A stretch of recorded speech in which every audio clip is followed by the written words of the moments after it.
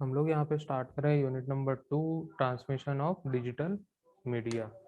ठीक है, यहाँ पे सबसे पहले यहाँ पे हम लोग सिग्नल्स की बात करेंगे, किस टाइप का सिग्नल्स होते हैं।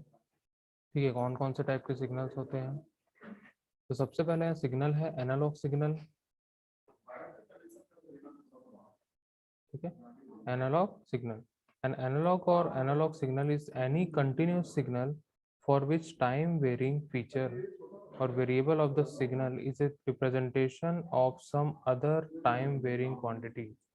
ठीक है, देखो जनरली एनालॉग सिग्नल क्या होता है, कोई एक कंटिन्यूस सिग्नल होगा लेकिन हमेशा वहाँ पे टाइम वेरी करता है। ठीक है, अगर हम लोग इसकी बात करें तो एक एनालॉग सिग्नल कुछ इस प्रकार का रहता है, इस टाइप का। ठीक है, कंटिन्यूस सिग्नल होगा। ठीक है, साइन वेव में होगा। ठीक है, ये उसका एम्पलीट्यूड होता है। ठीक है, और ये इसका टाइम होता है। ये टाइम होगा और ये एम्पलीट्यूड होगा। एम्पलीट्यूड जितना ज़्यादा होगा उतना ही ये ज़्यादा एनालॉग सिग्नल जो है वो स्ट्रांग होगा। टाइम जितना ज़्यादा होगा, ठीक है, उतना ही दूर तक वो ट्रैवल कर पाएगा। ठीक है, तो एनालॉग सिग्नल हमेशा कंटिन्यूस सिग्नल होगा। ठीक है, और यहाँ पे टाइम वेरी करता है। ठीक है, हमेशा टाइम वेरी करेगा, मतलब टाइम के हिसाब से ही वो क्या होता है, सिग्नल ट्रैवल होता है। ठीक है, और इसका टाइम जो होता है वो काफी लंबा होता है, मतलब लंबा बोलने से रेंज ज्यादा ये देता है हम लोग को।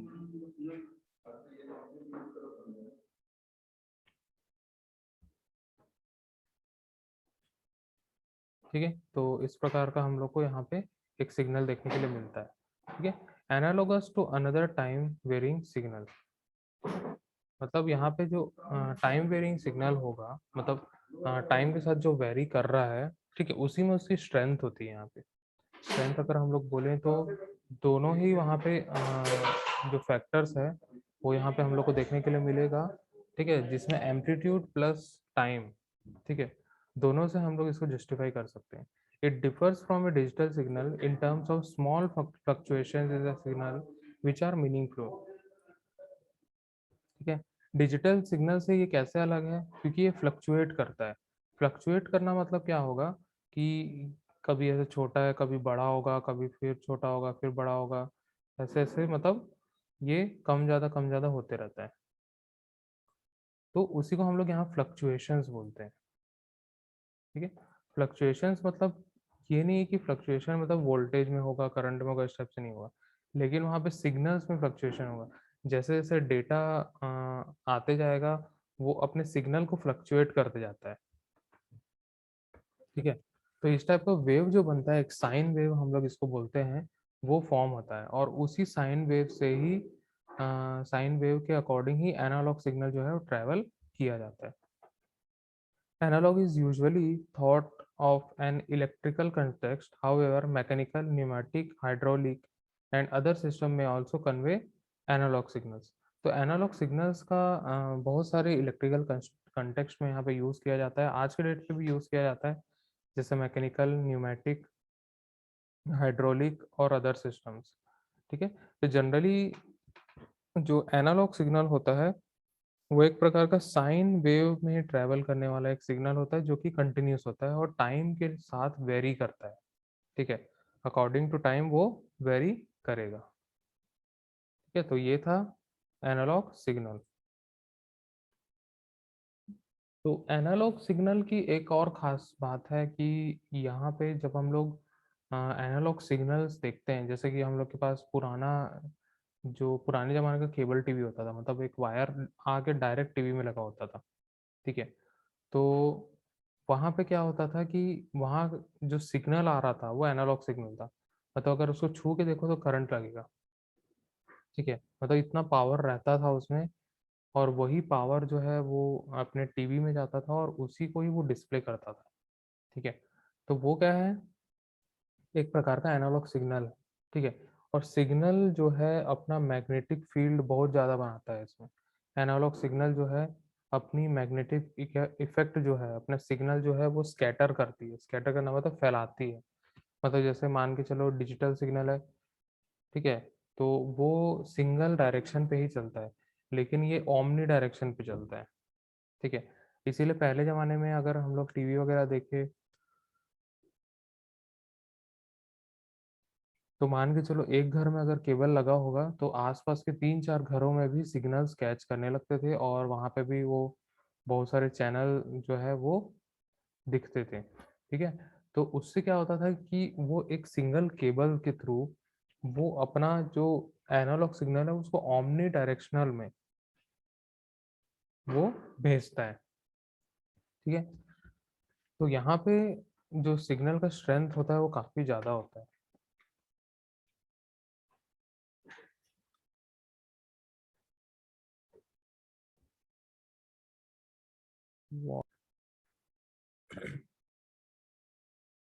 A digital signal is a chemical signal that is represented of a sequence of discrete values. A quantified discrete time signal, for example, of arbitrary bit stream or of a digitized analog signal. The term digital signal can be referred to a continuous time waveform signal used in any form of a digital communication. ठीक है, तो यहाँ पे signal की अगर हम लोग बात करें, ठीक है, तो यहाँ पे अगर एनालॉग सिग्नल की बात करें तो इस टाइप का कंटिन्यूस फॉर्म में होता है, लेकिन जब हम लोग डिजिटल सिग्नल की अगर हम लोग बात करते हैं तो वो कुछ इस प्रकार का एक डब्बे डब्बे आकार का हम लोग को मिलता है।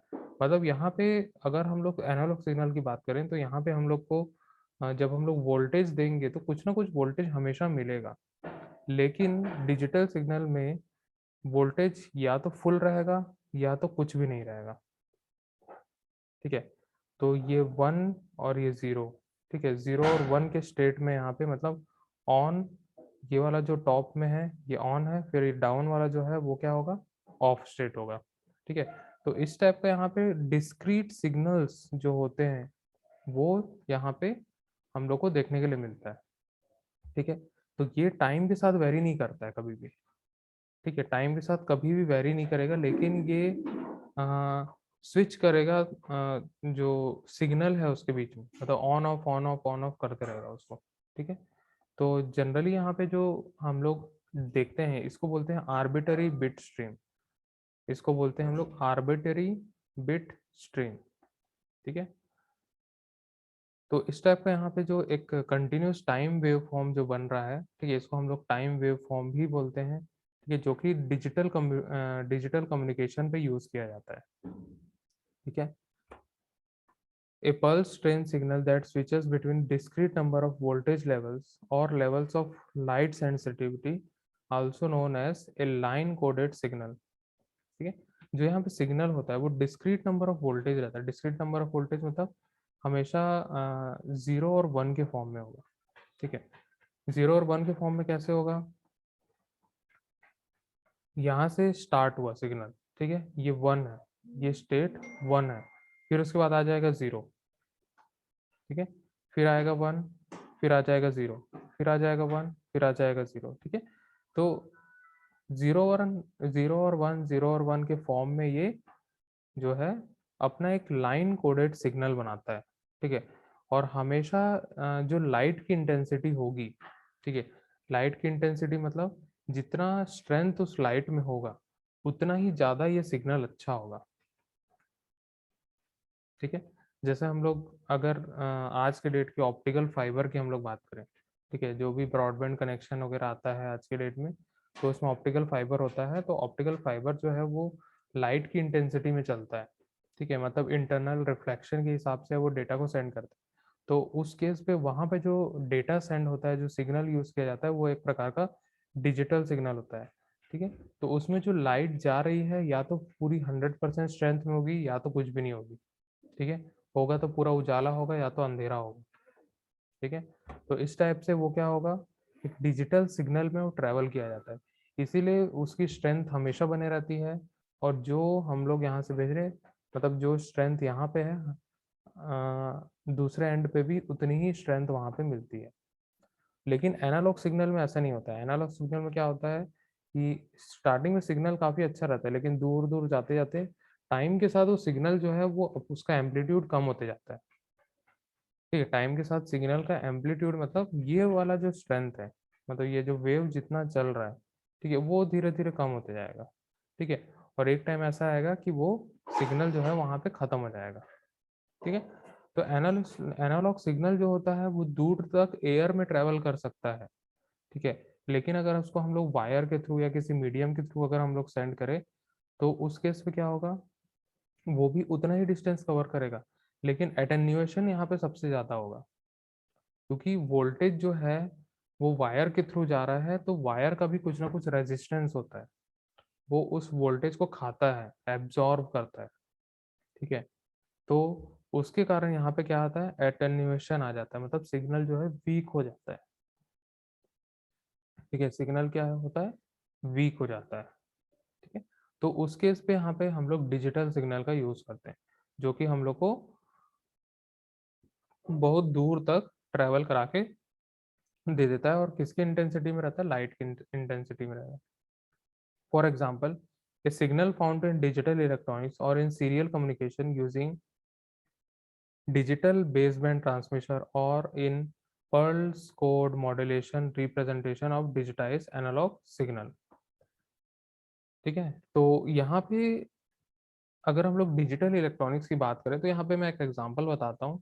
ठीक है, जैसे मान के चलो, आज के डेट पे, ठीक है, जो हम लोग साउंड सिस्टम यूज करते हैं घर पे, ठीक है, जैसे होम थिएटर, आज आज के डेट में साउंड बार्स आते हैं, उसमें लिखा होता है डॉल्बी डिजिटल प्लस, या फिर Dolby audio, Dolby digital audio. ठीक है, या फिर डॉल्बी एटमॉस। ठीक है, वो सारी चीजें क्या होती है,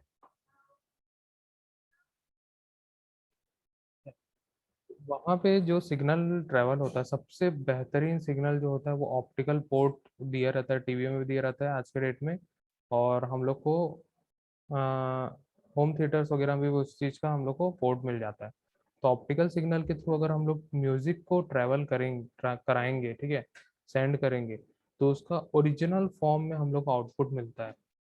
ओरिजिनल फॉर्म मतलब जो हमारे पास डेटा है वो डिजिटल ही है आज के डेट में।